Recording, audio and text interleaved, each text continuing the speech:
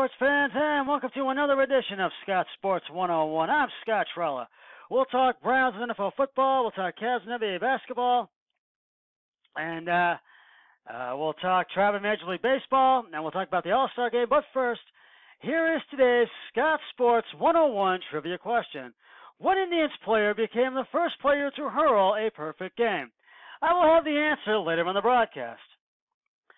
The Browns are looking to improve their 7-1 record from last season, but for that to happen, they need to see some things change in 2019, this upcoming season.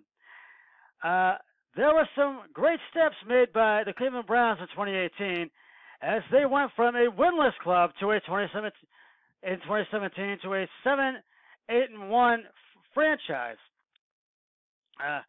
What was even more impressive than the turnaround was how the group came together following a 2-5-1 start of their former head coach Hue Jackson. After deciding to pull the trigger on the firing of Hue Jackson and offensive coordinator Todd Haley, the Browns were picked apart by the media. There were those who felt their 3-36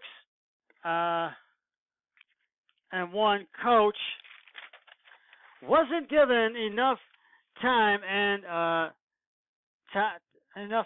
Mike Greenberg of ESPN implored the franchise to trade Baker Mayfield. The host of Get Up didn't mince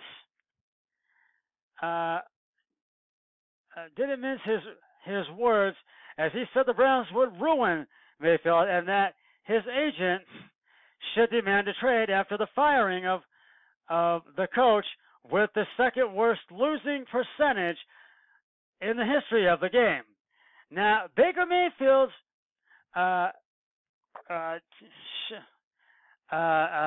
agent should demand a trade.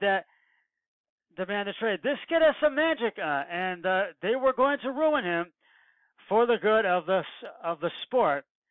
The Browns should let him go. Greenberg's said that on Twitter. Now, Greenberg wasn't alone in this view, but after 8 games, it seems as though he was way off base, and he sure was. The fact is, the Browns were in a much better team once Hue Jackson was gone, and Mayfield started to thrive as well. And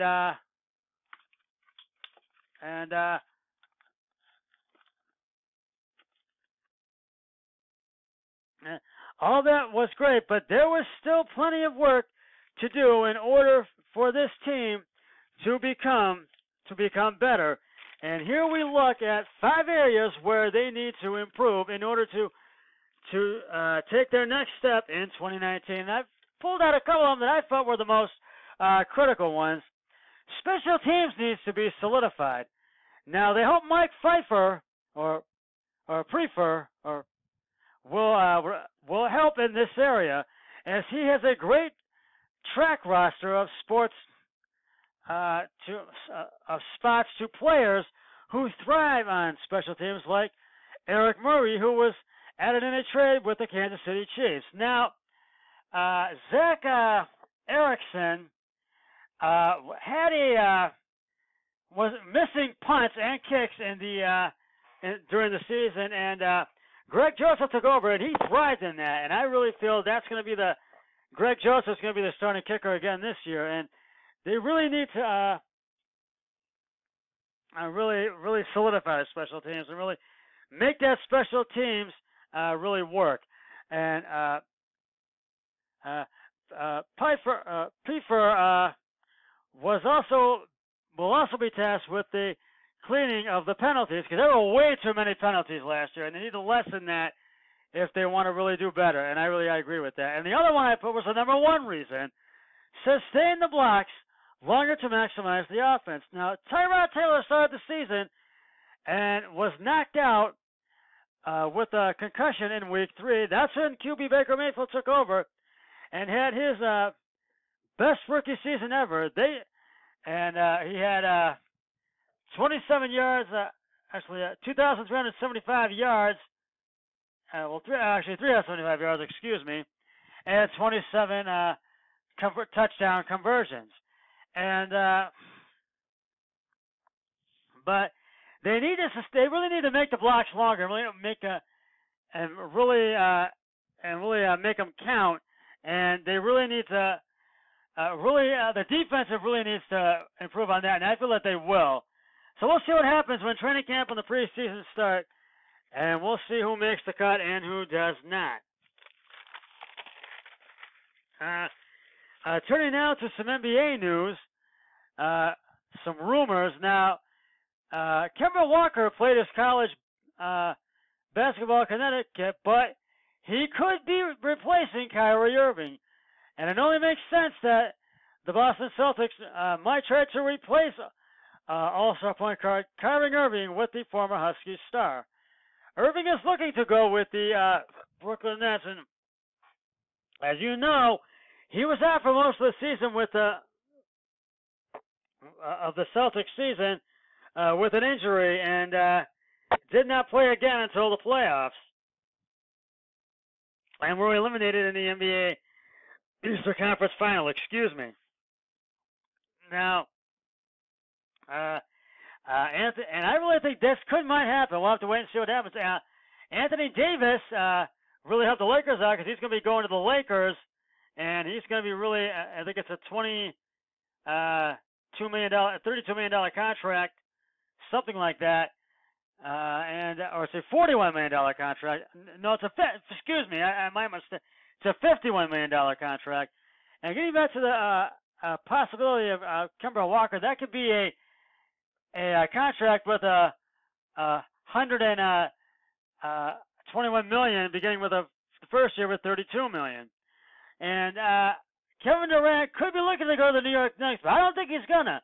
I think he's gonna want to go with a different team, but we'll wait and see. He's looking to really go with could be possibly looking to go with the New York Knicks, because I don't think he's not gonna be with the Warriors next year by far.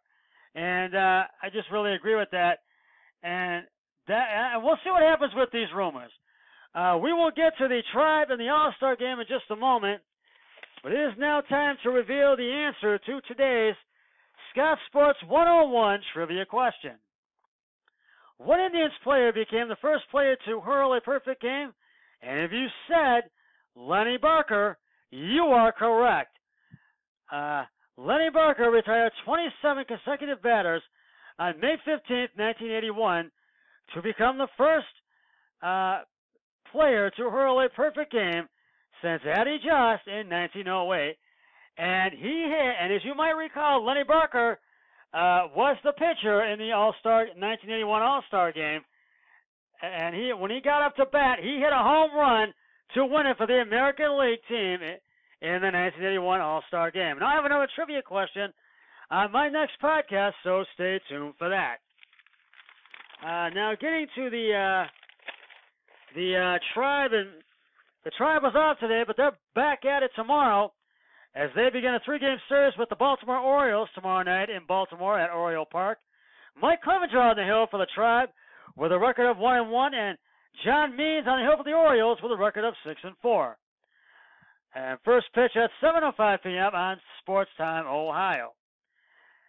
And the voting for the All-Star game has closed and is in, and Carlos Santana will be named the American League first baseman for the American League All-Star team in the All-Star game. And he received 49% of the vote. And it's the third year the Tribe will have a starter in the All-Star game. And I think that's great. But I was hoping for Francisco Lindor to be in it as well, but that it did not happen. That's just how the cards fell sometime. And I really feel this is great. And I want to extend my congratulations to Carlos Santana, because I really feel it's going to be great. And the Tribe fans are going to be great.